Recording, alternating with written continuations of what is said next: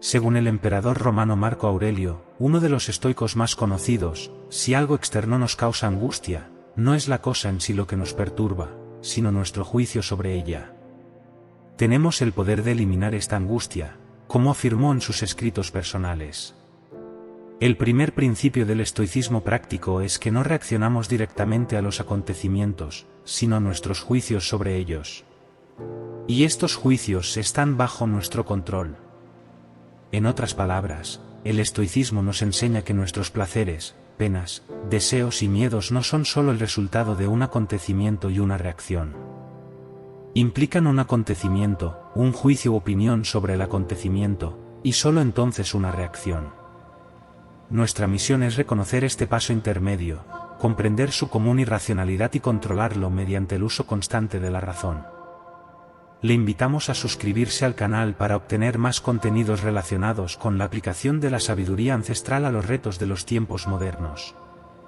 A menudo, nuestras reacciones ante todo lo que sucede parecen automáticas y naturales, aparentemente desprovistas de juicio. Los estoicos consideran que se trata de una percepción falsa, una ilusión. Deshacer esta idea es todo un reto, ya que nuestra mente no es un narrador fiable cuando se trata de identificar los orígenes de nuestras reacciones. Nos hace creer que reaccionamos directamente a los acontecimientos externos, a las cosas de fuera, y no a nuestra propia mente. Tenemos que aprender a ver y describir nuestro papel con más precisión. En el estoicismo, buscamos mejorar nuestra capacidad de pensar con más precisión sobre nuestros propios pensamientos, enseñando a la mente a entenderse a sí misma, haciéndonos más conscientes de nuestros propios patrones de pensamiento. Es como si intentáramos que los peces fueran más conscientes del agua que les rodea. Imagina, por ejemplo, que alguien te ha insultado. En este contexto, el insulto en sí no tiene ningún significado intrínseco más allá de la interpretación que le des. Si te sientes molesto, es porque le das importancia al insulto. En esencia, emites un juicio sobre el suceso. Sin embargo, tienes el poder de decidir simplemente que no te importa el insulto, haciéndolo irrelevante para ti. El mismo principio se aplica a muchas otras molestias de la vida, como un vecino ruidoso, el mal tiempo o los atascos de tráfico. Si estas cosas te irritan, es porque les atribuyes juicios negativos, considerándolas importantes. Son los juicios que emites sobre estos acontecimientos los que causan tu malestar, no los acontecimientos en sí. Solo tú tienes control sobre estos juicios. Esta perspectiva se aplica igualmente a contratiempos más significativos, deseos, miedos y otros acontecimientos mentales. A veces pensamos que estamos reaccionando a las circunstancias del mundo, cuando en realidad estamos reaccionando a las interpretaciones que hacemos de esas circunstancias en nuestro interior.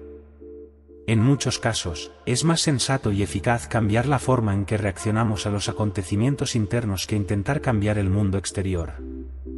Puede parecer extraño pensar que nuestras reacciones dependen de los juicios que hacemos, sobre todo si tenemos en cuenta que estos juicios pueden adoptar muchas formas, desde opiniones conscientes hasta respuestas inconscientes y condicionadas, predisposiciones químicas y tendencias genéticas. Los estoicos no distinguían entre estas diferentes formas de juicio, reconociendo que todas desempeñan un papel en la forma en que reaccionamos ante las situaciones. Sin embargo, también reconocían que algunas reacciones tienen raíces físicas o características innatas del temperamento que no se pueden cambiar fácilmente. Séneca, filósofo estoico, admitió la existencia de estos obstáculos a nuestra capacidad de cambio. Por tanto, podemos considerar que el objetivo fundamental del estoicismo es hacernos conscientes de nuestros juicios y permitirnos controlarlos en la medida de lo posible.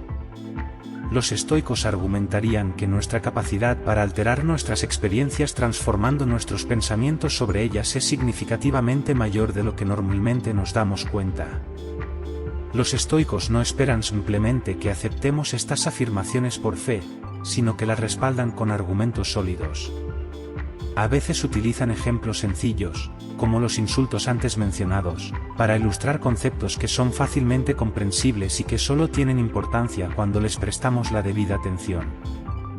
Sin embargo, los estoicos también recurren a comparaciones para reforzar sus argumentos. Observan cómo las personas reaccionan de distinta manera ante los mismos hechos en circunstancias, épocas y lugares diferentes.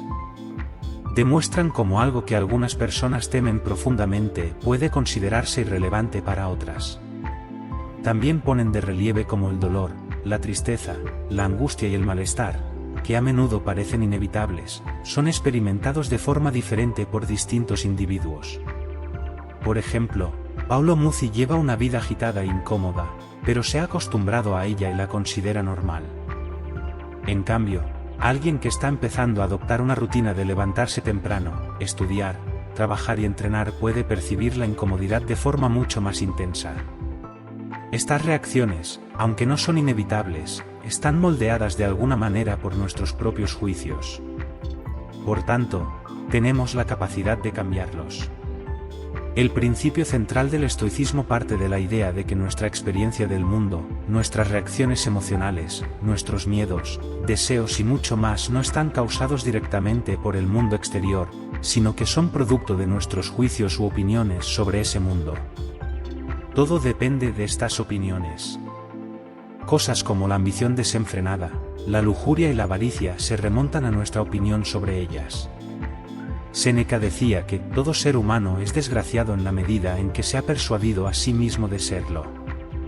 En otras palabras, la tristeza es una opinión reciente sobre algo que percibimos como malo, y la alegría es una opinión reciente sobre algo que percibimos como bueno. El miedo es una opinión sobre un mal inminente que parece insoportable, y la lujuria es una opinión sobre un bien futuro que sería mejor si ya estuviera presente. Cicerón complementa este punto de vista afirmando que el llanto, el lamento, la desgracia, la discordia, la culpa, la acusación, la impiedad y la necedad son opiniones y nada más. La gente no se perturba por los acontecimientos que ocurren, sino por las opiniones que tiene sobre esos acontecimientos. Por ejemplo, la muerte en sí no es algo terrible, porque si lo fuera, hasta Sócrates la habría temido. Lo verdaderamente terrible es la opinión de que la muerte es algo terrible. Por eso, cuando estamos disgustados, molestos u ofendidos, no debemos culpar a los demás, sino a nosotros mismos, es decir, a las opiniones que tenemos. No nos atormentan los acontecimientos en sí, sino las opiniones que tenemos sobre ellos. Si la adversidad no puede afectarnos directamente, a menos que hagamos juicios negativos sobre ella, en principio tenemos el poder de rechazarla o convertirla en algo positivo. Hasta ahora hemos hablado sobre todo de la teoría del funcionamiento de la mente y del origen de nuestras reacciones. Sin embargo, el estoicismo no es solo una teoría, es una práctica.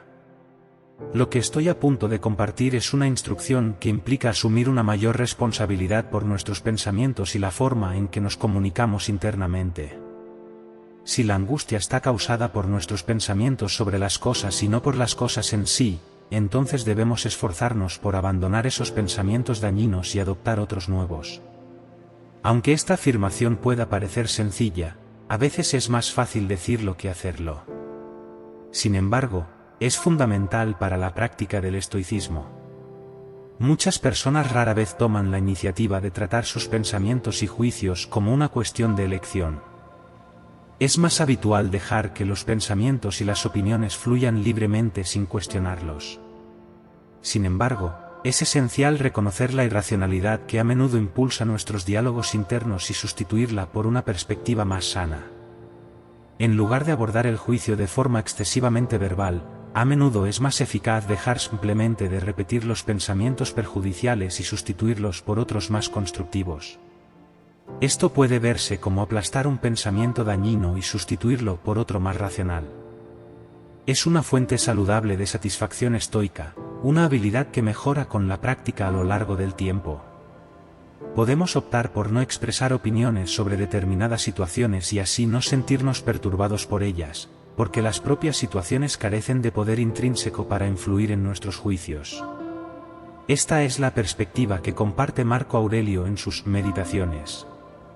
Lo que él considera fundamental es elevar nuestra existencia mucho más allá de las circunstancias pasajeras y tener presente que estamos viviendo una vida humana.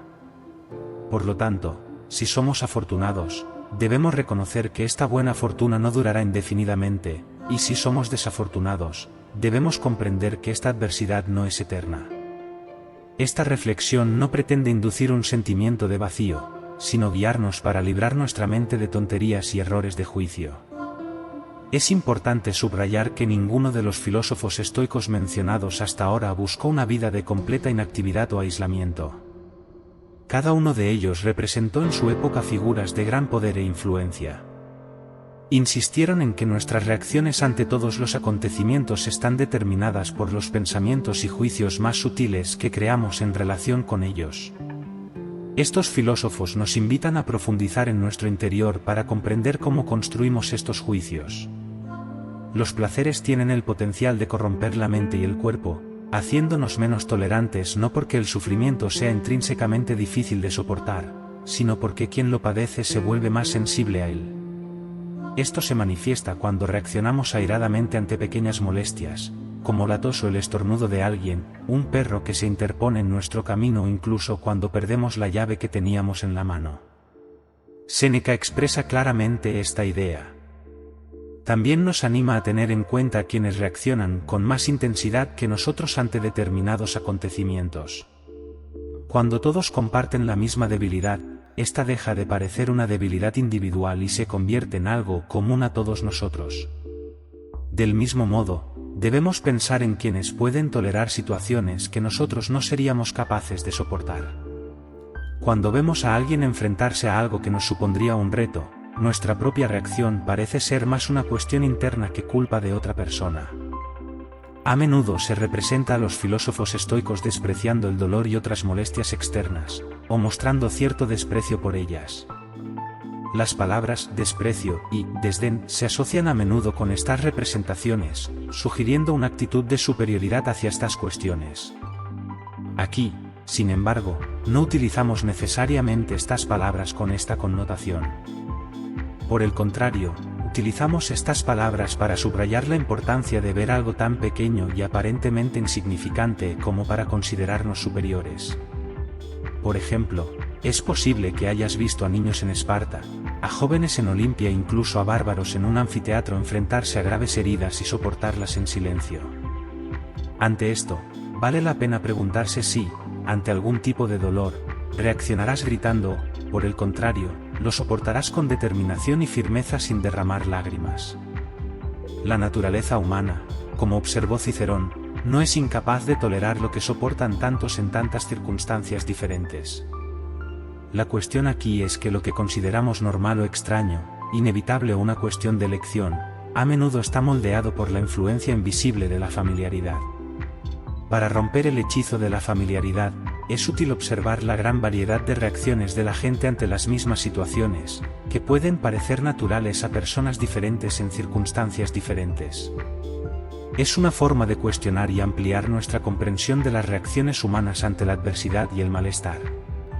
Si estas enseñanzas te han servido de ayuda, te invitamos a suscribirte al canal para recibir más contenido sobre cómo aplicar la sabiduría ancestral a los retos de los tiempos modernos. Gracias por su atención y hasta la próxima.